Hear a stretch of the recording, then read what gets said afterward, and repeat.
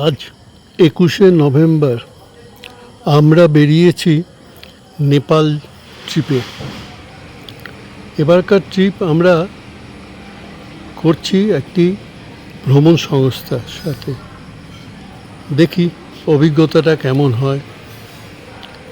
Howrah station থেকে মিথিলা এক্সপ্রেসে বেলা 3:50 রওনা দিচ্ছি আমরা। এখান থেকে গিয়ে রক্সল নামব। রক্সল স্টেশনে থেকে তারপরে কিভাবে কি নিয়ে যায় সেগুলোই আমি এই পর্বে আপনাদের দেখাবো। এই আমরা রক্সল স্টেশনে নেমেছি। এখান থেকে যেমন ভ্রমণ সংস্থারা করে সেই রকম মালপত্রের দায়িত্ব ওরা নিয়ে নিল। আমরা এবার যাব, স্টেশন থেকে বেরোবো।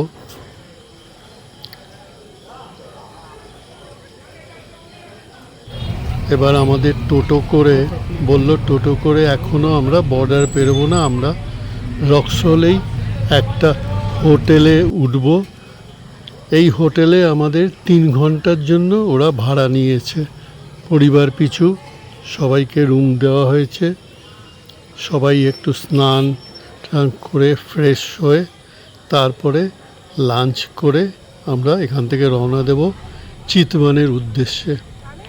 এই আমরা ওদের এসি বাসে রওনা দিয়েছি। এটা হলো বীরগঞ্জে নেপালের সেই প্রসিদ্ধ গেট।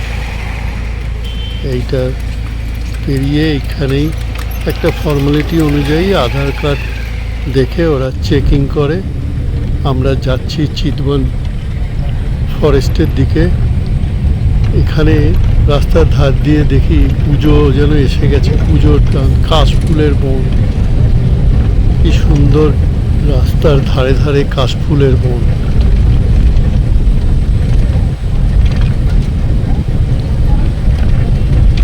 এই দেখুন কেমন সুন্দর পুরো রাস্তা। চিতওয়ান যাওয়ার পথে প্রচুর এরকম আমরা দেখলাম কাশফুলের বন।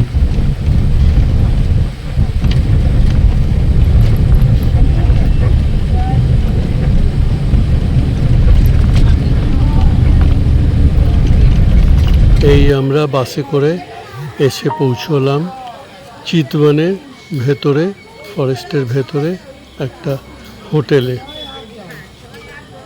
Hotel rain forest.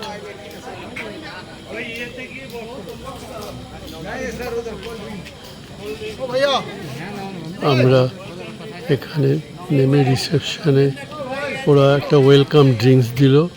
তারপরে এবার আমরা আমাদের রুমের দিকে চলেছি। খুব সুন্দর সাজানো গোছানো। একটা ভেতরটাও যেন একটা জঙ্গলের একটা থিম করে, বেশ রোমাঞ্চকর ব্যাপার। এর পরের পর্বে আমি দেখাবো চিতওয়ান ফরেস্টে সাফারি। আজ আমি এখানেই শেষ করব। প্রতিটি পর্বে আপনাদের আমি যেমনভাবে ঘুরবো সেরমভাবে নেপাল ভ্রমণ করাবো আপনাদের।